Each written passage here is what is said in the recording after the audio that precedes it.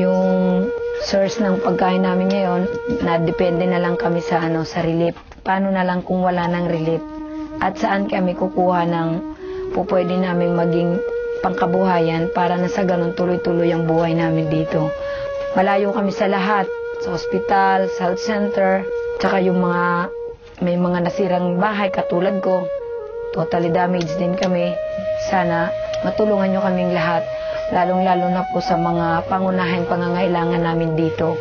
Ang una po yung pagkain, tirahan, at saka gamot.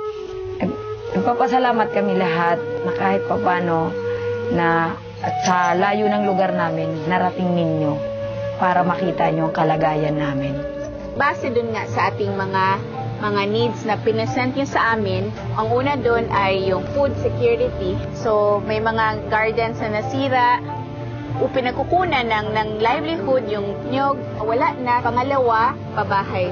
Pangatlo, kabuhayan. Parang nakikita ko na kung magkakaroon niya ng new Batug, pag meron ka talagang sarili, hindi mo na kailangang bumili. At least mahanap mo na doon sa garden mo. Yung pagdating sa gulay, pwedeng yung gamot mo doon herbally, pwede mo nang magamit sa pampamilya mong first aid mo sa kanila. Kasi isa rin po kasi ako sa barangay health worker. So kahit pa paano, yan nagagamit ko at na-apply ko na lang dito sa sariling pamamahay ko. Kaya hindi ko na kailangan yung lahat itatakbo ko sa doktor or kung sa anumang manggagamot. Hindi na. Pagkaya ko, ginagawa ko na lang sa pamilya ko. This is the community permaculture garden that we set up with the community a few weeks after Typhoon Yolanda hit. And it started as a simple circle prepared by the children, the permaculture aid volunteers, the families that were most affected by the disaster. And you can see it's now thriving. We're now 3 months into our work here. It's beautifully green without needing so much attention. Actually, it's been growing and thriving on its own. Some of these vegetables are actually being used now for the Earthship build by the local co-op to prepare the food for the volunteers. So there's now like a return of investment. We modeled it for the community with them. Then they could see that it's possible for their gardens at home. And that's our goal, that every home, most of them have had gardens before that were affected by Typhoon Yolanda, can have a permaculture design garden. So a garden focuses on not just what you see, but also what you don't see. It's a lot of investment, more on the soil. If you feel into the soil in this garden bed, it's very dark, it's very humusy, it's rich, and it was using very, very simple methods of mulching techniques that covers the soil, that prevents it from direct contact from the sun, using waste that was just scattered around this whole area. If you look at the soil that's just exposed, it's obviously dead. It doesn't have any microorganisms, and the nutrients haven't broken down so that the plants could really utilize it in order to create food. So right now, we are already working with families that are coming into a greater degree of consciousness, inner wisdom, and confidence, knowing that we are able to bring opportunities to the town that weren't here before, but the kind of opportunities and assistance that really unleash energy from within. That was the genesis of One Block for Batug, which began with creating a whole school that started with one brick at a time. So the idea is, what can a single brick, or let's say something like $100 US, which is the price of 2 expensive meals in a westernized country, what can one brick provide a family forever? We are right now journeying with them in terms of designing sustainable housing that is typhoon proof. But the more interesting and exciting conversation is actually headed towards creating food forest systems and kitchen gardens that are typhoon proof. You know, like how could we create food systems that won't be wiped away every time a strong typhoon comes.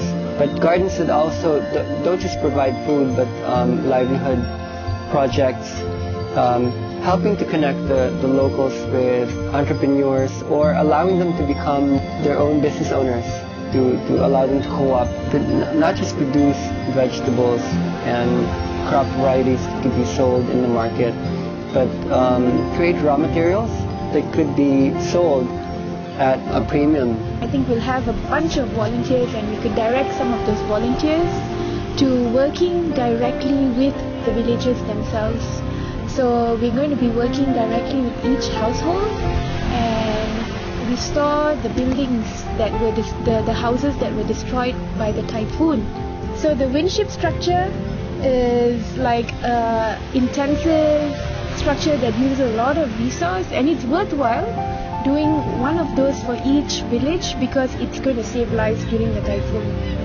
So that's really worthwhile. We've brought in tires, bottles, cans from all over, and like we've had 70 people building it like in every day, 8 hours a day, just non-stop building it, and the energy has been really intense and the result is amazing. We have a huge, gigantic structure that's going to be saving lives.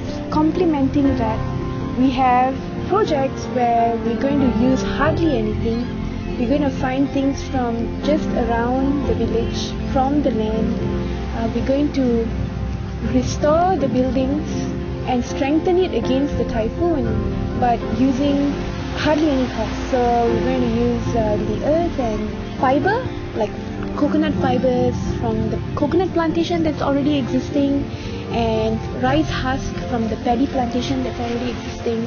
Yeah, so during this, while our volunteers are around, we'd also like to help each of those households that's repairing their houses, taking turns to build garden beds, kitchen garden beds for each house.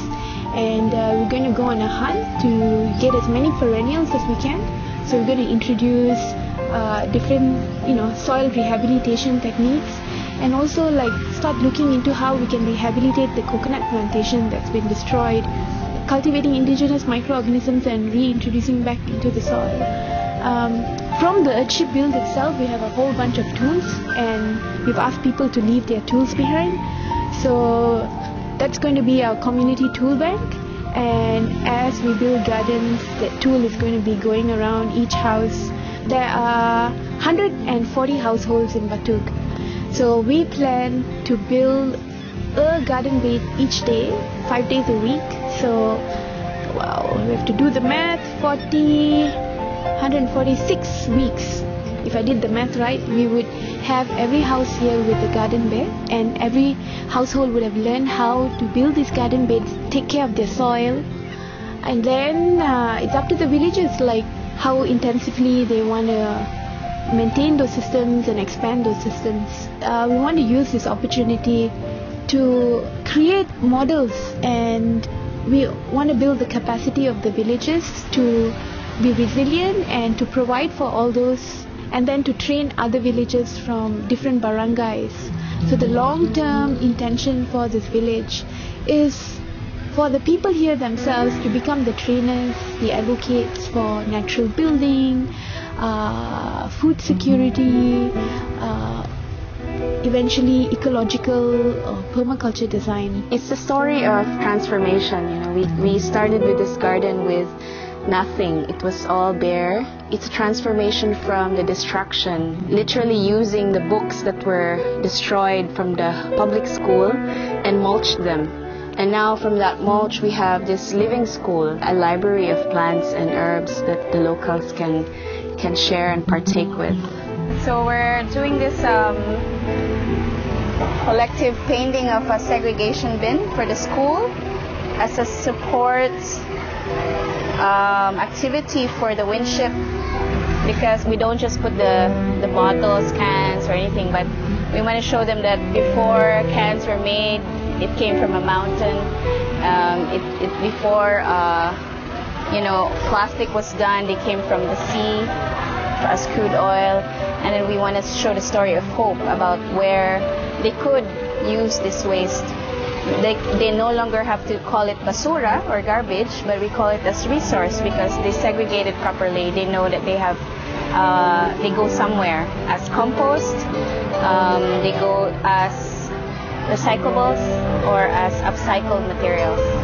I was only here for maybe a week in this village. It was just so incredible. Like, I just felt more in my body than I've ever felt before. Yeah. And that was how I decided to come back here again for my next trip. I'm so acutely aware of what's happening here, both for myself personally and then everything else as well. Yeah, the synchronicity and the beauty of what's going on here. I feel so humbled and so, you know, so lucky to be a part of it. The people here are so resilient, right? Like, the word Varai, it means their language, and it's also like the name of like the way that the people are called and the land is called, and it means nothing. And it's just so interesting that Mother Nature decided to have this typhoon come through the place of nothing. Because I think that she knew that it's only, you know, the people that literally call themselves nothing, that they're like so empty that they can like be refilled again in a new way. It's the best opportunity we have to build a model village. It could be built in the most sustainable way imaginable. And if you could do it from the place of nothing, with nothing, you could do it anywhere. And you only have to look around to know that we're already doing that. Like, we have nothing here, you know. We've got a couple of knocked up coconut lumber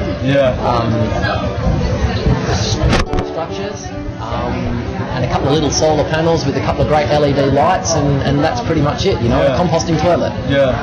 And we've got so much abundance. You know, I mean, I find that the people of nothing are the land of nothing so beautifully ironic almost, because there is, even after the typhoon, there is so much here. There is so much food. There is so much love.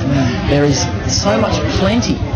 And yet, we would, as Westerners, you know, we would say these people have nothing. They have everything. You know, and it is the perfect place to create a new paradigm, like you said, that model for humanity, to say, look at what's possible. Something that was totally unexpected was the amount of blessings that we've received from the village and from just this land, which has been ravaged by the typhoon, but at the same time that whole process has been a really healing process, I think, for the land and for the people. And to be able to be here and to share and to partake in that healing process and to be healed by the simplicity in the way of life here, the intuitive way in which the Filipinos live. There's so much to learn from and so much to build upon. Whatever that we learn from here, we can replicate through a language that everyone would be able to tap into.